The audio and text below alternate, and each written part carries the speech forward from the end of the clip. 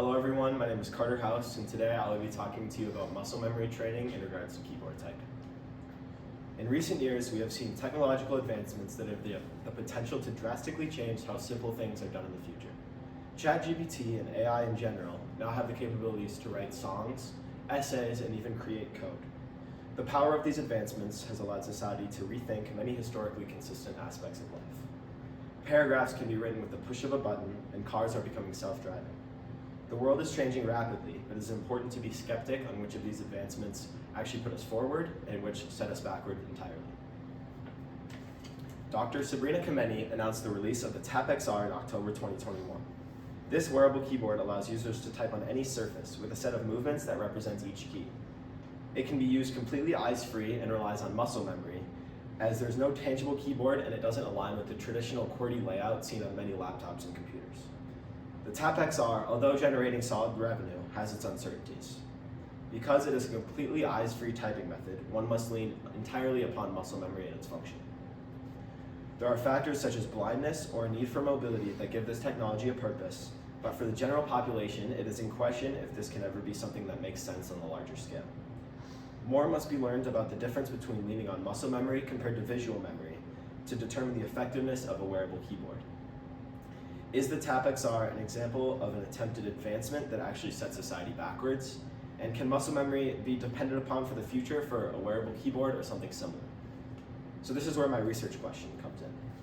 Can a 12-character laptop password be effectively memorized solely relying upon muscle memory? So can muscle memory be counted on when taking away visual cues like the Tap XR does? And if so, is this something that society can kind of build off of? And in terms of the 12-character password portion of the question, if a tool similar to the Tap XR ever became widely used, it must be questioned whether humans have the capability to effectively memorize a password relying upon muscle memory to avoid running into security issues such as getting hacked or forgetting their password. To address this, I had to first find an effective and efficient way of isolating muscle memory. Lois Nichols from the University of Maryland showed the effectiveness of learning to type with a laptop cover, shown there, in 2004. When learning to type with proficient speed and accuracy, it is crucial to gauge the location of the keys without having to glance, or to put it simply, develop muscle memory. Nichols found that one way to assure muscle memory is developing is to isolate it by covering the keys entirely. Her study focused on 3rd and 4th graders learning to type and saw increased speed, but not accuracy, for the group using keyboard covers when learning to type. Nichols showed that keyboard covers are effective in typewriting development, and this allowed students to effectively learn and develop muscle memory in a more direct manner. So this helped me form my experiment by using a laptop cover to sort of block visual cues like Nichols did. However, what she did not cover was tracking how subjects change in their typing abilities over time, which is important as a password is not just memorized in one day. I'll be comparing growth from day to day between passwords entered both with and without a cover, in order to determine the effectiveness of relying on muscle memory when learning. So to set up this experiment, I first knew that I must assign each subject with 2 passwords, and to do this, I used this online custom typing test to track data. The custom typing test allows for each individual password to be entered separately for the subjects, and after each trial, accuracy, words per minute, time, and averaged out words per minute accuracy is automatically displayed. For isolation of muscle memory, I use this keyboard cover, similar to what Nichols used, made by Speedskin. It can be easily taken off on and off of a laptop, allowing for participants to effectively complete trials back to back. Password generation was done with the online resource Password Hero. The 12 characters were generated with an everyday password in mind for the most realistic results possible. So, for example, special characters were not checked off as they aren't often used frequently in passwords, and uppercase letters were also not checked off as if they are used in a password, it's often just the first character.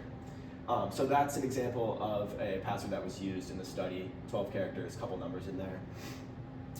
And then for the most realistic results possible, I decided on a timetable of 4 days, giving 15 trials per day for copying down each password.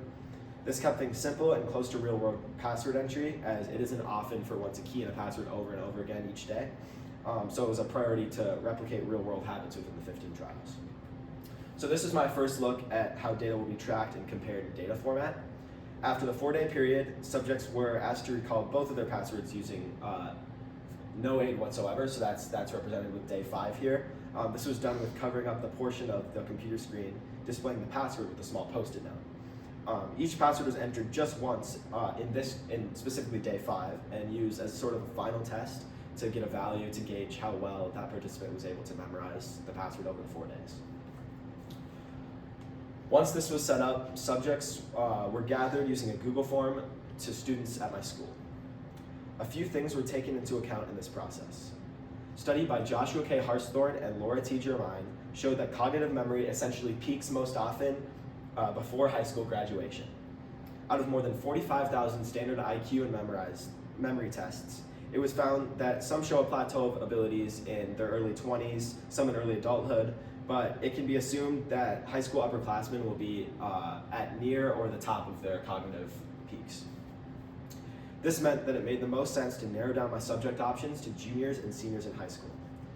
I was also sure to confirm that these subjects did not have any recent substantial typing practice, as an extreme outlier had the opportunity to skew results in a certain direction, which I did not want.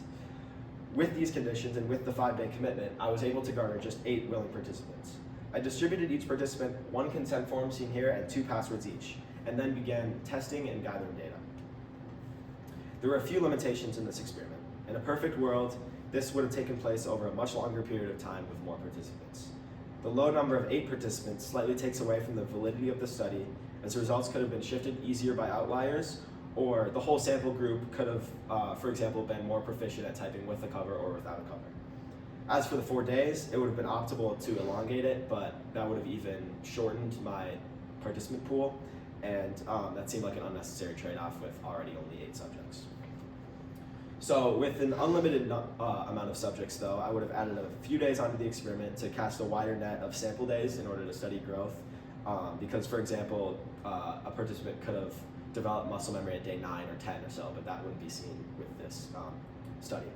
And lastly, with the statistical tests I must use to analyze the data, there is a condition present stating that data must come from a population that either falls under the normal distribution curve or is greater than 30. Because there's no way to tell whether or not these typists fall under the normal distribution curve and the sample is less than 30, this condition is rejected. So with these limitations in consideration, results from this test should be taken with a small grain of salt. After the 4-day period and final trial, results could be compared from my data tables. So all 8 of the participants, their values were averaged out for each day, and they can be displayed here for days 1 to 4. And then on the final blind trial, the uncovered group was faster and slightly more accurate, which again shows the disadvantages of typing with a keyboard cover, as many just aren't used to it. But analyzing growth was just as important. So these graphs depict both the change in words per minute and accuracy for uncovered and covered groups.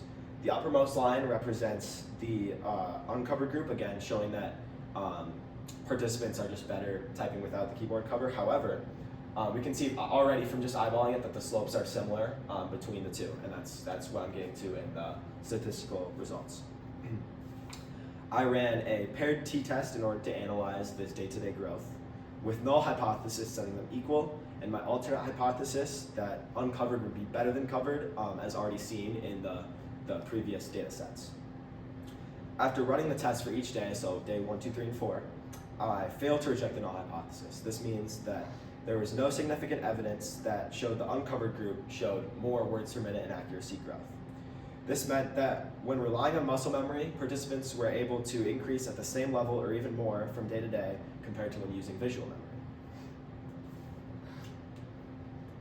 While statistical results do show more covered growth, the final trial still showed higher values for the uncovered password.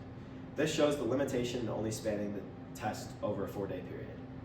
Because the group relying on muscle memory was growing just as rapidly or even faster, in a longer sample of days, it is possible that the final trial data and other data sets would have showed increased values for the covered group.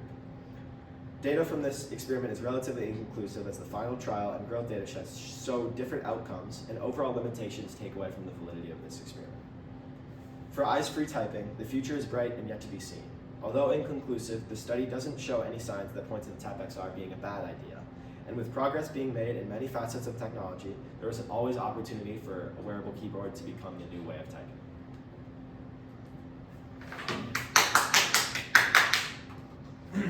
that soundtrack then. All right, couple of questions.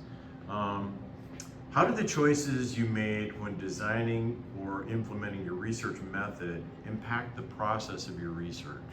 I think the choices I made kind of left me with a small pool of participants because I wanted them to fall under certain criteria, and there was a 4-day, 5-day commitment, so this left me with very few participants. However, I don't think I would have done this differently because had I made it longer, there would have been even fewer participants. Okay. How do your findings provide directions for future research? I think that because there were a lot of limitations, as mentioned before in this study, I think future research could target to something similar to this, however, trying to avoid such limitations to get more valid test results. Okay. What was the most important research skill you developed, and how might you apply it to your future endeavors?